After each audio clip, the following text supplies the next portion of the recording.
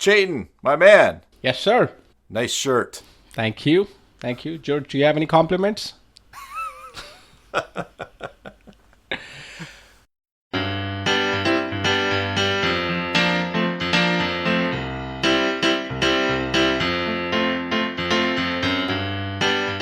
Hello and welcome to another episode of JoomCast, the podcast that features people who are part of the Joomla community and discovers how they got there, what they contribute to Joomla, where they're going, and a whole bunch more.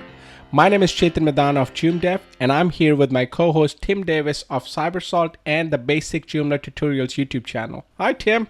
Hello, Chayton. How are you doing? I know you have a headache. Yes, I just got up. Yeah, I'm doing good, thank you. We have a lockdown. Looks like everyone has a lockdown. I before we got on, I texted a friend of mine from New Zealand texted me, and he said we have a 4-week lockdown. So it looks like that's the only way around this thing. Yeah, I'm not under lockdown either. Well, you're under self-isolation. You're not going out, right? No, myself. No, I've been inside mostly for about the last probably 8 days now. So.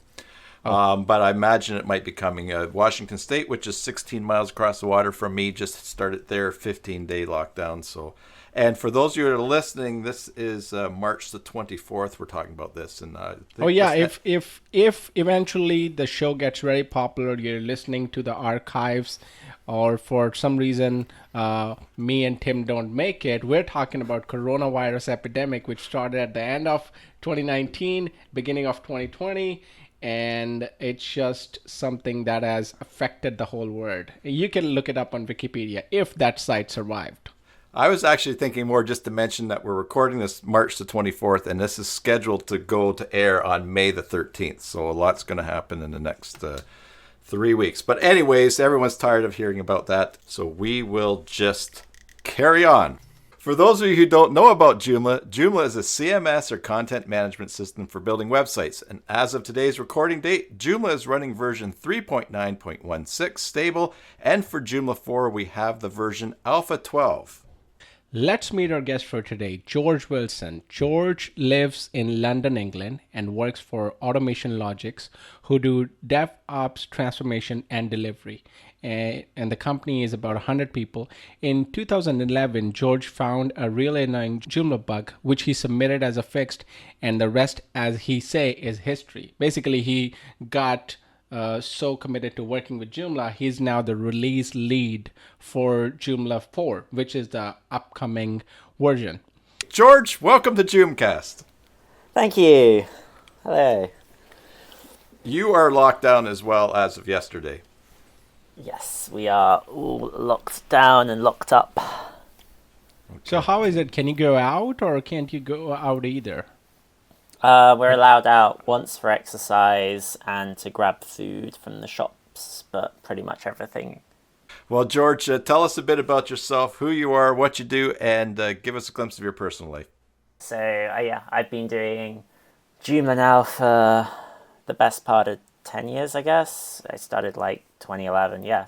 So, first of all, just started out doing small things. It's basically how I learned to code while I was doing my physics degree.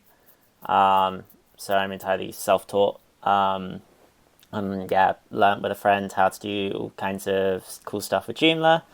Started contributing back. When I finished my degree, went and worked for Vero Group, which is the startup that Marco Dings, who as of today is production department coordinator. Worked with him for a few years. Then I left and went on to a facial recognition startup called iProve. For the last couple of years, I've been working in DevOps for Automation Logic, working around different government sites. So that's kind of professionally. And in the meantime, I've been in production now for, 5-6 years now, somehow. I'm not quite sure how. So that's Joomla, and that occupies a huge amount of free time. Outside of that, I'm just kind of go around, going outside, try to get away from the computer screen for a bit, because between work and Joomla, there's a lot of time in front of a computer screen, like traveling as well. So Supposed to be going to Naples in October, but August, sorry, but don't think that's going to happen anymore. So how did you end up specifically with Joomla then, as opposed to any other number of CMSs? Me and my friend used to game quite a lot back in the day, and the gaming clan we used to be a part of was using Joomla for their website. No other reason than that. We decided to try it first, and kind of after working our way through the nightmarish interface, which everyone gets strung up on at first, and it's the constant bane of my life to try and improve and make easier to use and stuff. We eventually got there, and kind of it's once you can get used to it, it's much more powerful than anything else. So it's was ideal. It's just something to build real websites with.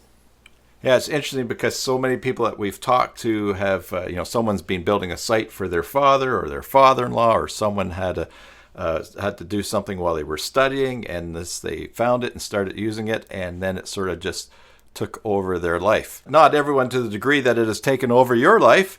My girlfriend still builds websites with WordPress, so what can I do? So you do have this commitment to yourself, like before, and if you guys get married, she has to be making websites in Joomla, right? I'm trying, but it takes time. It takes time. If that's the biggest struggle between the two of you, you'll be doing just fine. I got her dad started on Joomla though, so I'm winning from that perspective. Okay, good. You're like way inside on Joomla 4 now, so a lot of these questions are probably not going to be as out there when we ask people. But where do you see yourself for Joomla a couple of years down the road? Once Joomla 4 goes out, I think there's going to be a period of step back for a bit and just recuperate, because it's been a 3 or 4 year work in progress now, and it's a lot of effort and energy. But I've had some ideas that I've been bubbling away with in the background that haven't really come to much because I need to dedicate more time than I've got available, because you've got to sit on the issue tracker, keeping an eye on things, trying to reply to things as actively as you can. So yeah, I've got a few kind of little features in the background that I might start working on. So you have a full-time job, which means that time is very rare. You have a girlfriend, that means money is very rare. How much time, on average, because I'm sure it fluctuates, do you have to spend on your volunteer role in Joomla? How much time? I don't know. It depends week to week. Also, it just depends, how into it. Everybody has times when they're just kind of slightly burnt out, even of their free time project, right?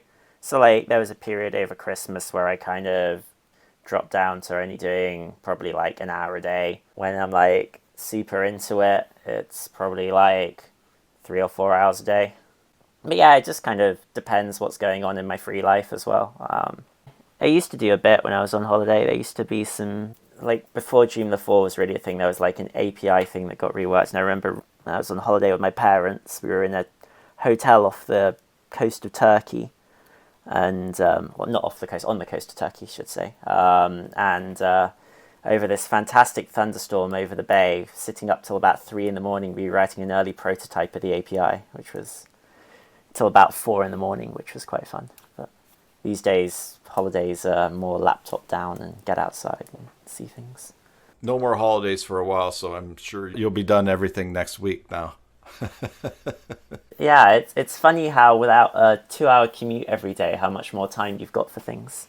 George, so when you first got involved with Joomla, did you feel the community was welcoming enough that they got you involved very quickly in things? Or did you had any issues, getting assignments or stuff like that? It's an interesting question. I think there was a little bit at the start where I think because I was focused on building extensions at the start, I just kind of started by submitting bug fixes, and I just kind of watched in from the outside for a bit. And then I started posting, because back then there was public Google groups, so I could kind of watch in from the outside a bit easier. But all the tracker was still in Joomla code, it wasn't in GitHub, so it was also much harder to follow the actual code changes than it was now.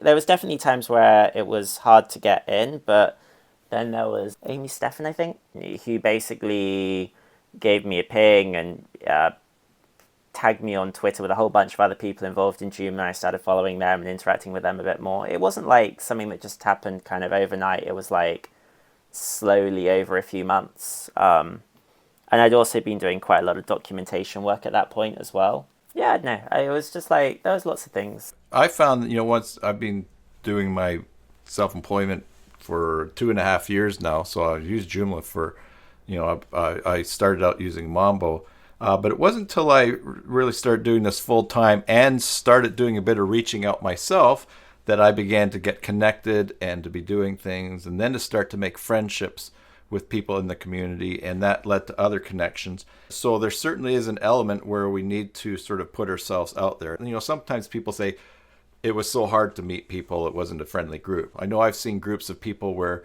the people who think the group is unfriendly show such a vibe that no one wants to talk to them. You look at them, you think, oh man, I don't know if I want to go talk to that guy. It seems like there's going to be a lot of issues.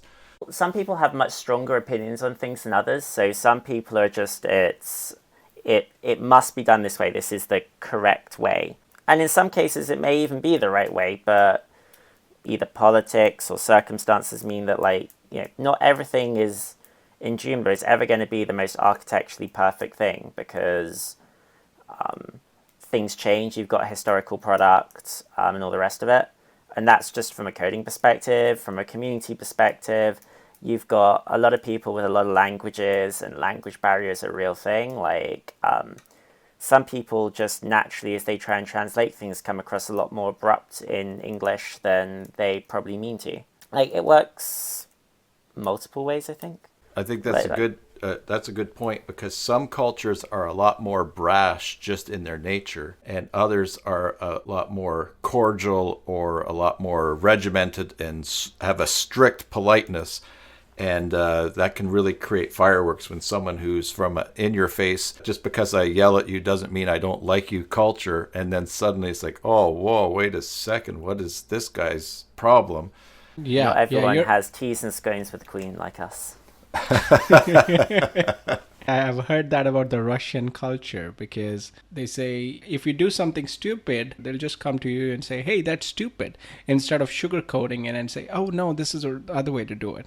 So I think there's the cultural and the language difference, where I may be thinking things should be sugar-coated for me or softened up a little for me, but I'm working with someone who is just using his natural cultural language, and then I'm probably being offended, or I'm feeling, oh no, this guy's not talking to me the correct way he should be. George, so you're in contact with a lot of different people from different cultures. You're also in contact with a lot of programmers, and I think it's safe to say that there are some programmers that are so gifted and their skill set is involved in what it takes to sit and program that they don't always come across the best socially or have the greatest social graces. Do you have any tips for us out here on how to get along with such a variance of people? I don't think there's any one specific thing I can advise. They're people, right? Different people have different ways that they want to work. I think there's always an element of, if you're coming in new, you have to be aware of the backstory of the project. You've got a code base that's 10 years old. You can't magically change everything you'd like to overnight, because Joomla's entire strength is its extension community, and you have to bring extension developers along with you, who are generally, for very legitimate reasons after the whole 1.5 to 1.6 move, very loath to change naturally. Especially when you've got WordPress on the other end, who are very, they will avoid BC breaks at all cost and leave deprecated code lying around for as long as they practically can, which is absolutely a way of managing a product. But we try and keep things to there being one way of doing things, and maybe there's an old deprecated way. In terms of going back to your original question there, in terms of how to interact with these people, I think you just have to there is an element of walking on ice a little bit, but I think there's also an element of people respect you more if they see you contributing. If you come in new and you try and do whole scale changes, then and you don't necessarily understand the backstory, people are generally more skeptical than if you come in, you've done a few bug fixes first, you've interacted with people a bit, which isn't necessarily a good thing, but it's just kind of how it is. If you get yourself involved slowly, then you're gonna have a much better time interacting with these people because they've seen that you care, you're trying to make a difference, and you're going to start to make interactions with people, and you can bounce ideas off them first. Yeah, in the Joomla Facebook group last night, there was someone that was new. And of course, that's a very public sort of entry level for even the most novice or disconnected from the community Joomla users. And the fellow was joined that forum, and he asked 3 questions in rapid fire within 11 minutes, and they were all over. And it was and so someone said, "Whoa, cool your jets! 3 questions in 11 minutes. That's just a little bit too much." So one of the good ways to introduce yourself to a community is slowly and figure out the lay of the land and to start to help out. It doesn't take you don't have to do it forever either, but if you just do 2 or 3 bug fixes first, just pick something out the issue tracker that's relatively simple. It just it lends itself to you meeting people and interacting with the people, and they're more likely, Also, I guess the other thing to say is if you test other people's code, other people are more likely to test your code. There's a lot of people that moan that they submit fixes and no one tests them, but as a general rule, I tend to find that if I test other people's code, other people are more likely to test my code. It's a two-way thing. Another one of those new people asked this question, and this is probably what you're tired of being asked, but this is a great way to and I've got a really great follow-up question that you're going to love as well. The person went on the forum and they said, "When is Joomla 4 going to be released?" So every year you do not understand how badly I want this to be the year. So I'm not asking that in the sense that the painful way that a lot of people ask or that, but there was someone who just went on and just asked, when is Joomla 4 going to be released? So what's the skeleton answer of that for someone that's just new? Maybe a better question or a better paraphrased question is, what is holding back the release that it's not going out? So for the last couple of years, I kind of slightly alluded to this earlier on, that my opinion was that I really wanted to get a really easier to navigate back-end interface for J4. I'm not so fussed about the front end because while it's nice to give a good impression, at the same time, the reality is that 99% of people are going to install their own template, and that's fine. So from my perspective, as long as we get the SEO right, there's no massive need to work on the front-end template. Get the front-end template 100% perfect from day one, because I'm expecting people to just override it anyway. But I really wanted to get a good back-end template, and we went through I'm going to say 3.5 major iterations now. There was the first, which was largely just porting what we had into Bootstrap 4. Well, Bootstrap 3 back then, because Bootstrap 3 was Bootstrap 4 didn't even exist. Then there was... that tells you everything. Then there was another round about the time Bootstrap 4 came out with a fresh design. Right. Then there was a third iteration which tried to improve on some of the UX things. That was about 2018. And then Angie just did a massive CSS revamp, which is what I call the half, because it largely stuck with the original, but it just restyled it a little bit to make it a little bit prettier. So it was more UI than UX. Right. Now I want to ask you something right there, and you can continue your question then. Our last interview was with Part, and then before that was with Luca, the secretary. And he said, we asked him how the project could be managed better since they've been involved with this for a few years. And both of them said, drawing a clear line in the beginning, which is something I'm totally familiar with. I'm sure you are familiar with as well. When you start a product, when you start working on a project, there's a clear ending line you draw. That's how you know that's where you're going to finish. Was that line never drawn for the backend template?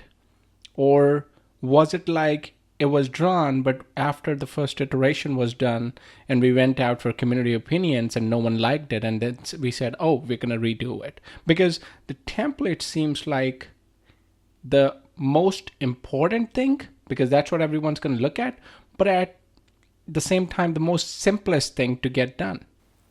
I could be wrong here. I mean, people could be saying, hey, if you think the template is so simple, get it done. But I'm just saying the whole code base, we're overlooking the whole code base of Joomla. That's 90% of the work.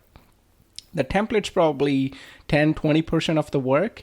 And if that's holding Joomla 4 back, something is terribly wrong.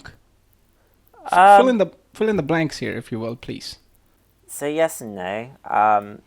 Of course, like the template is important, but it wasn't like the only thing that was like we were looking to do. So every time I do talks, I always give the same kind of slide, which is that there was way back in Jab in Prague. So what we're talking 20.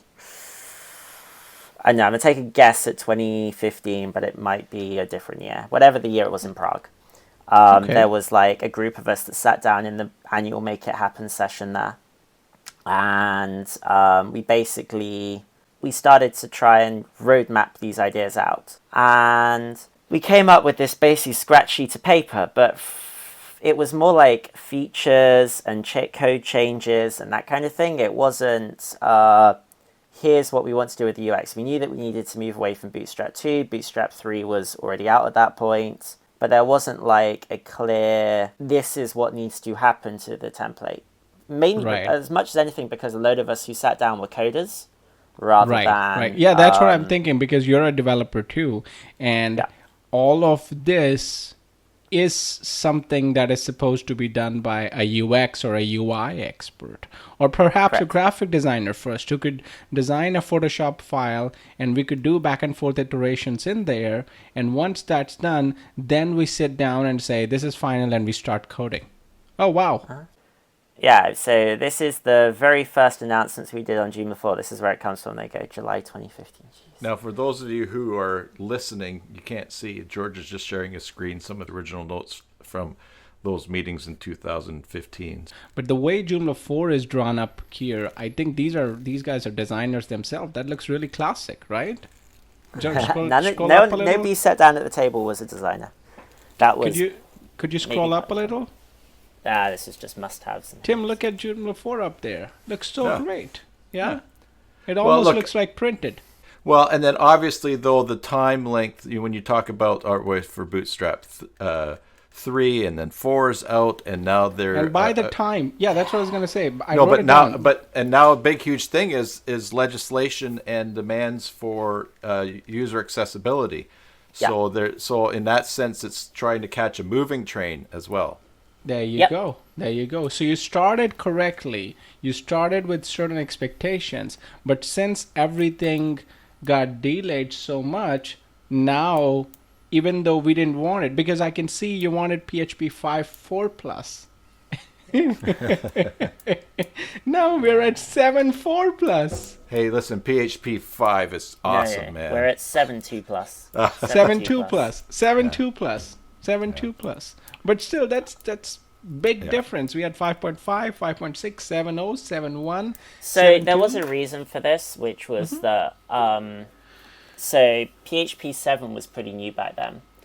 And we could very justifiably, even at that job, have made it 5.5 or 5.6. But actually, from a code perspective, there was no real want to have features in PHP 5.5 and 5.6.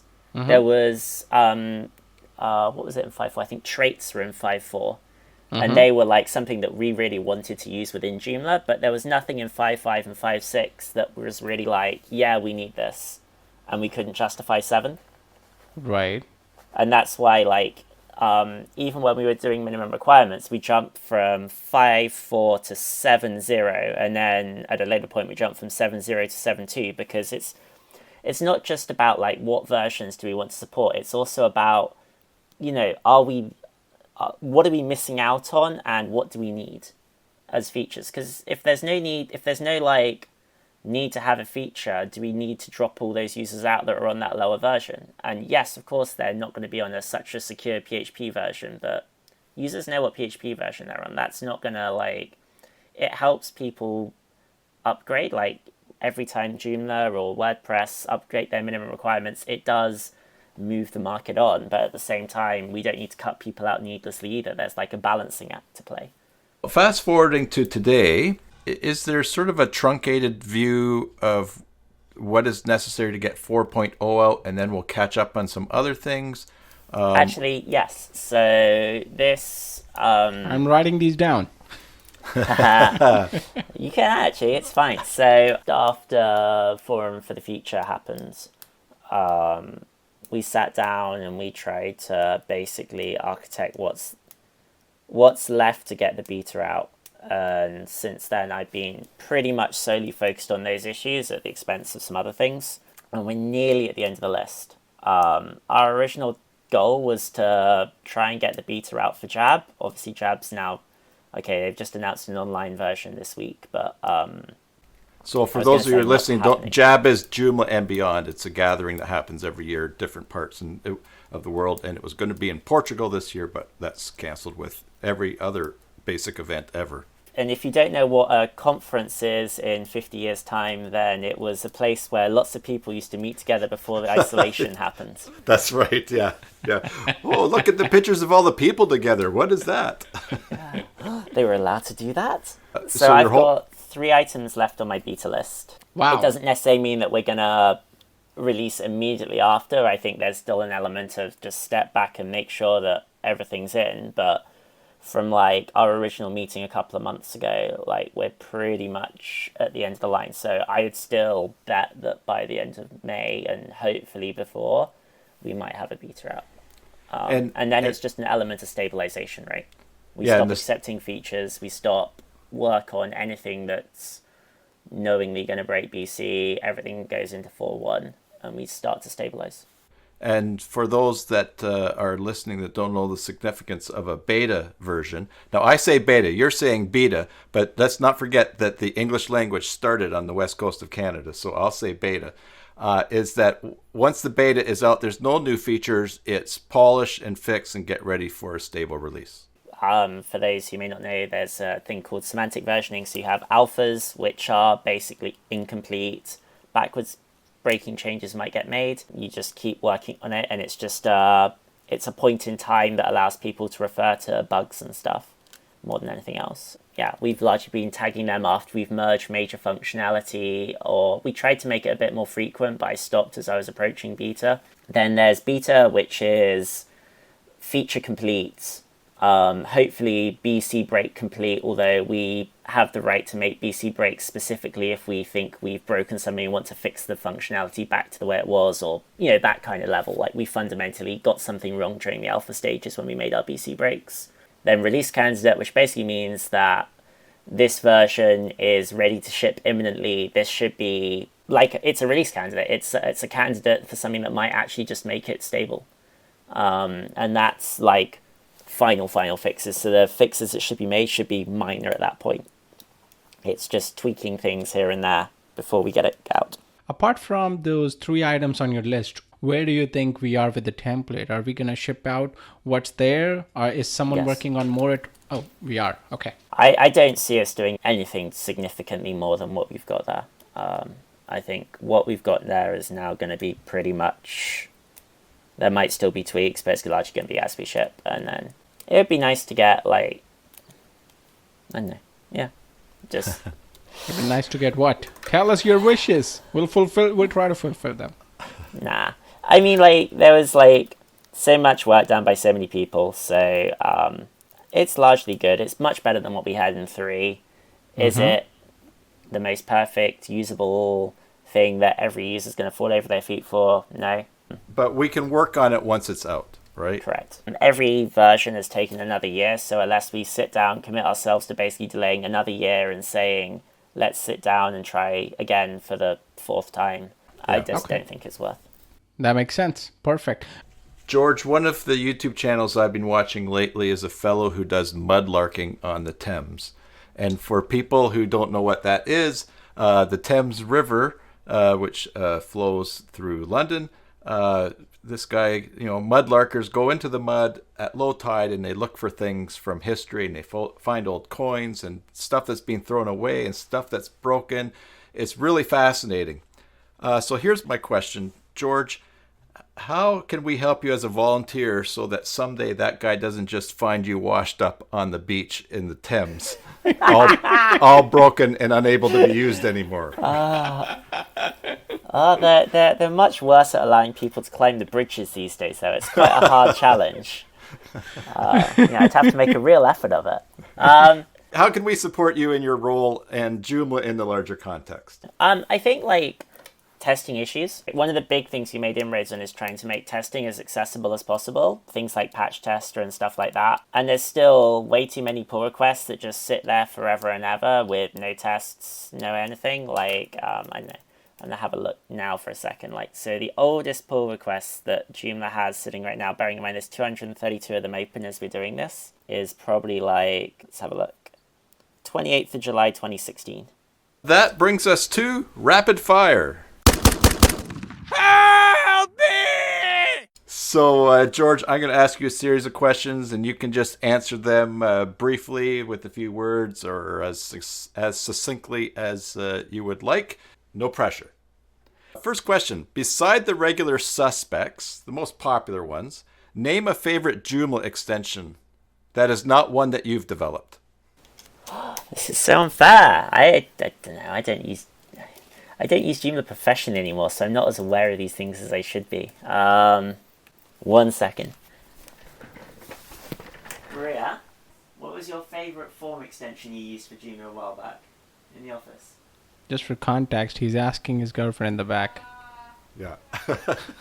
which shows that he already knows the foundation of a good relationship. I persuaded her to use it in one of her my girlfriend contracts, and I got her to use it in one of her old offices, and she came across a really nice kind of drag and drop form builder, but I always forget what it's called. There you go, Balboa. Balboa. That's great because no one has mentioned that one before. Yes. That was worth the wait, man. Next question. What is an extension you'd like to see developed that doesn't exist now? Ooh, good question. I've been working hard on a lot of the API stuff in Joomla 4, so I want to see the development of other people doing integrations with Joomla through the API as 4 comes out and people start to utilize the API. So kind of extensions which link Joomla up with bigger, better products. Not better products, sorry, but bigger... they make Joomla part of a bigger system, which is kind of outside it, not inclusive, so to speak. What is one thing that you'd like to change in Joomla, assuming you were in charge? I've been in charge, so do I get to claim the 5th on this? Yes, that would be fine. I don't know. Let's think. I think the creation of the release team is one of the best things we did. We had a team that was dedicated to trying to make sure we didn't send out screwy releases. And once I was up at 4 a.m. trying to fix a failed release that had gone out 3 or 4 years ago. I've not had to do that since, which was a good thing. Okay. Well, going into work at 9 a.m. and you've been up till 4 a.m. the previous evening that wasn't a great day. What's something you like or love about Joomla? The community. It's great. I like interacting with people. I've got a lot of good friends in Joomla that I've made and will be friends outside of Joomla for a long time. The next question is a bummer. This next question I'm going to change a little bit for you. Normally we ask people, are you excited for Joomla 4 and why? But I'm going to change it for you. Are you excited to get your life back? What? Yes, I am. I am actually, yeah. It's not like Joomla's going to go away when Joomla 4 comes out, but yeah, I am kind of excited to see it. It might go away if it doesn't come out, George. Yeah, well, quite. No pressure, man. No pressure. No pressure at all. I'm looking forward to getting it out. You can believe me on that. Oh, no. So Good. He's sorry, just Tim. You can finish the rapid fire. George, I may come off as defensive, and I probably am. And the reasoning behind is I'm just trying to get answers for myself. I'm just trying to put the position you are in. We are trying to put the position you're in out in the word.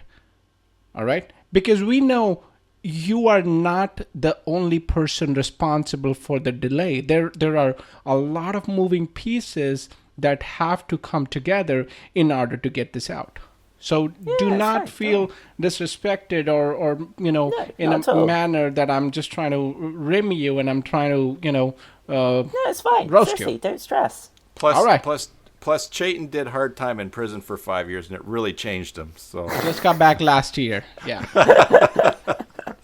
last question in rapid fire: name someone who contributes a lot to Joomla. Ooh, who am I going to pick? I'm between two people. I'm going to say both. So, first of all, Harold, who was the outgoing production DC, who ran production DC and release lead in his time, which I can tell you from experience because I point blank refused to do both, is a really, really hard thing. And he managed both of them really well. Because you've got to keep up to date on GitHub and you've got to keep all the admin up to date. And massive shout out to him for the hard work he put into that. And I'm also going to call out Phil Walton, who's the release team lead. He's also my local jug leader. So I get to see him once a month for my jug, and he also does a lot of stuff behind the scenes to try and make things flow. Some often stuff that I don't even know he's done, and he tells me about it 6 months later, and I'm like, that's why that thing happened. So yeah, big shout out to him too. Good. And for those of you who don't know, Jug is a Joomla user group. It's not a reference to a drinking problem that George has because of all the pressure in his life. There's that too, right? His monthly Jug meeting, he just lives for it so he can relax. That's the end of Rapid Fire. Hooray! George, is there anything we did not ask you would like to mention? No, just keep testing Joomla. There are nightlies available all the time for people to test. Even if you don't have technical experience, just getting feedback is always a useful thing from people who may not have tested J4 before. It's always good to get fresh perspectives and fresh feedback, especially as we're reaching the point of no return when we tag beta. And I'd also like to shout out to extension developers to start testing. As far as I'm concerned, we're pretty much feature complete at this point. The beta blockers at this point are more like hard technical changes as opposed to like things that are largely going to impact extension developers too much. So it'd be really good to start seeing some of the major extension developers starting to come out and play around with it before we tag beta, so that if we have broken anything, we can fix it now rather than have to try and bodge around it after we've tagged beta. Okay. And George, how can people reach out to you to get in contact you? My email is george.wilson@community.joomla.org. I'm available on Glip if you can find someone that can give you access. I can also give you access if you want to be involved in Glip. So you can tag me on GitHub @WilsonGE. And the portal for volunteers to sign up and to reach out to different leaders is volunteer.joomla.org. George, thank you for all your time and all that you have done and are doing. And we're cheering for you. We're rooting for you. We appreciate you. You're gonna bring victory for the whole team here. Thank you guys for spreading the word so much as well. It's really appreciated. Everything we do can only needs to be distributed to people. People need to be aware of what we're doing, and it's really appreciated that there's people working on that. Exactly, that's the point we started the podcast. No, and we should also thank our sponsor, WordPress.com.